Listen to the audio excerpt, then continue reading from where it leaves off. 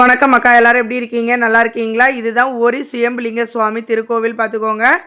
நுழைவாயில் பார்த்துருப்பீங்க. அந்த வழியாகவே நேரே வரும்போது கடற்கரை இருக்கும். மோஸ்ட்லி எல்லாருமே கடற்கரைக்கு தான் ஃபஸ்ட்டு போவாங்க. கால் நனைச்சிட்டு இல்லைன்னா குளிச்சுட்டு தான் சாமி கும்பிட வருவாங்க.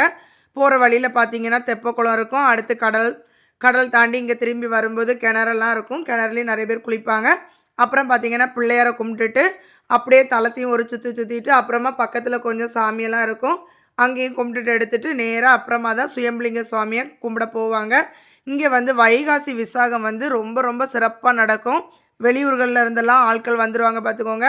சொந்த ஊரில் இருந்து வெளியூர்களில் வேலை பார்க்குறவங்க அந்த மாதிரி இருந்தாலும் இந்த திருவிழாவுக்கு மட்டும் கண்டிப்பாக எங்கே இருந்தாலும் வந்துடணும்னு சொல்லிட்டு வருவாங்க பார்த்துக்கோங்க. அப்புறமா ரொம்ப கூட்டமாக இருக்கும். அப்புறமா மாதக்கிழமை ஒடுக்கத்து இருக்குல்ல, அந்த டைமும் பார்த்திங்கன்னா பயங்கர விசேஷமாக இருக்கும். நிறைய பேருக்கு இந்த கோவில் தெரியாதவங்களுக்கு தான் இந்த வீடியோ பிடிச்சா லைக் பண்ணுங்க மக்கா.